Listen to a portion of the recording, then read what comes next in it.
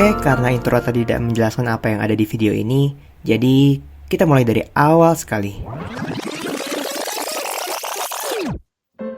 Cerita ini dimulai dari penugasan mata kuliah pencemaran laut, di mana tugas ini mencakup pembuatan artikel dan rekap kegiatan sepanjang kelas dan praktikum. Sebelum melangkah lebih jauh, mari berkenalan dengan 6 topik utama yang dibahas di pencemaran laut. Keenam topik tersebut adalah logam berat, mikroplastik, sampah laut, limbah minyak, limbah perikanan, dan limbah biologis. Terkhusus untuk kelompok kami, fokus topik yang dibahas adalah sampah laut. Itu menjelaskan asal-muasal dari judul dokumenter ini. Bicara soal sampah laut sendiri dapat diartikan sebagai materi solid yang sudah tidak digunakan lagi oleh manusia. Sifatnya persisten dan terakumulasi di laut. Sampah laut dibagi menjadi beberapa kategori, yaitu plastik, kertas, karet, kain, kayu olahan, logam, kaca, keramik, dan bahan berbahaya beracun. 9 kategori ini dipisahkan kembali berdasarkan ukurannya, yaitu mega, makro, meso, dan mikrodebris. Untuk melakukan pengambilan data di lapang, kami perlu menyiapkan alat-alat pendukung. Salah satunya adalah pasak dan tali untuk dibuatkan transek 5x5 meter.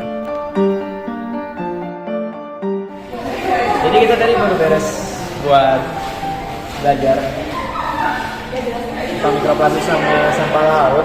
Dan karena mikroplastik sampah laut ini sedikit, jadi kita bakal langsung ketemu lagi di lapangan. Jadi kita bakal ke lapangan nanti habis Ramadan. Jadi kita tes aja ya. Ya, ini masih pagi sih, persiapan buat berangkat.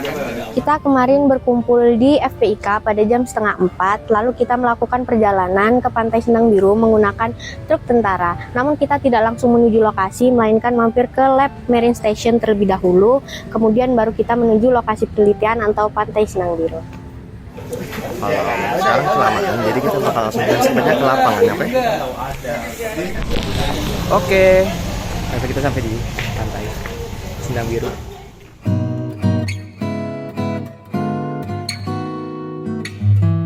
Setelah tiba di Marine Station, kami mempersiapkan peralatan dan bahan yang diperlukan untuk melakukan sampling. Kemudian dari Marine Station, kami menempuh perjalanan lagi dengan berjalan kaki hingga sampai di titik lokasi pengambilan sampel dan pembuatan transek. Dimulailah pengambilan data sampel sampah laut Sendang Biru.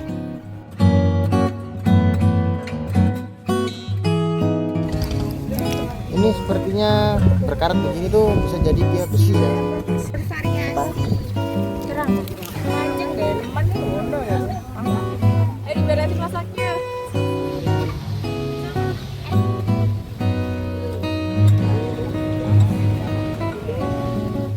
Jadi memang aktivitas di daerah atas ini cenderung adalah menghasilkan sampah yang lebih banyak mungkin orang lokal yang membawa gitu. Saat melakukan pengambilan sampah laut, kami menemukan satu hal yang menarik. Sampah kemasan berbahasa Jepang yang diproduksi di Indonesia. Ketika kami melakukan sampling, ternyata benar gitu loh. Ada sampah dengan kemasan yang berbahasa Jepang, itu kita temukan di salah satu transek yang telah kami buat.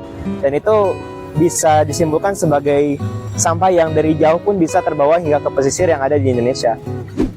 Satu transek 5x5 dibuat setiap 20 meter. Terdapat total 2 transek backshore dan 3 transek frontshore yang kami buat pada titik-titik koordinat sebagai berikut. Agar harapannya, nilai yang didapat merupakan nilai yang variatif, mewakili wilayah pantai dan wilayah pesisir. Setelah beberapa transek yang dibuat, kami dapat menentukan bagaimana kondisi sampah yang ada di Sendang Biru ini. Ya, Pantai Sendang Biru menurut saya cukup memprihatinkan ya, dikarenakan waktu kita baru datang ke pantai pun kita tuh sudah disambut sama sampah-sampah gitu. Jadi sampah-sampahnya di situ sangat berserakan sekali, terus mulai dari sampah ukuran mikro sampai sampah berukuran yang sangat besar. Setelah semua sampah laut didata, kami membuang sampah tersebut pada tempatnya, menandakan dari tugas terakhir yang kami lakukan di lapang. Ya, selanjutnya adalah pengolahan data yang kami lakukan di kelas. Agak rumit dikarenakan kita harus memasukkan rumus ke dalam poin-poin Excel.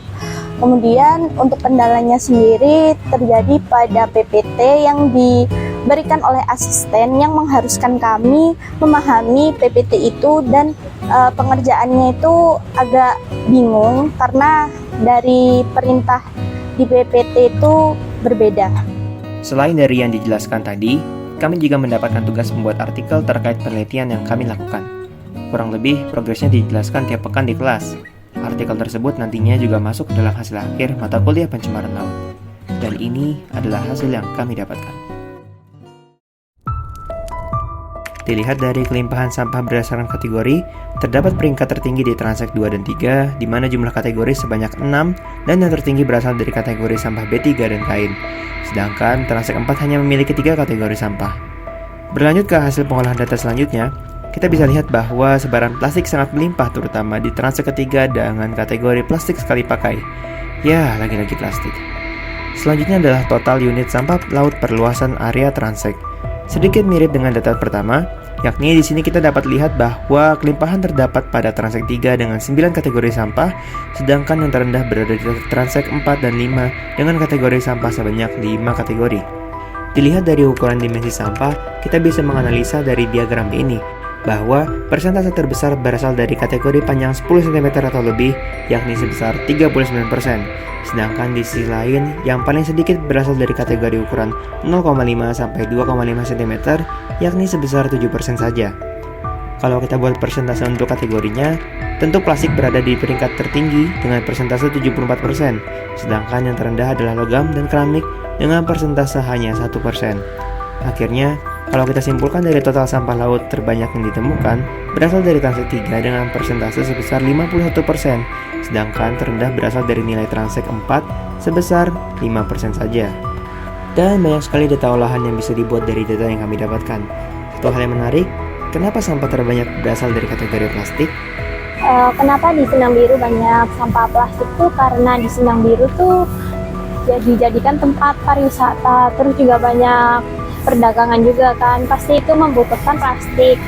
Kemudian juga tuh plastik kan ringan, jadi tuh bisa aja sampah plastik di Sendang Biru tuh nggak hanya dari Sendang Biru itu sendiri, tapi ke bawah arus dari tempat lain. Lantas, apa yang patut kita lakukan sebagai manusia yang bertanggung jawab?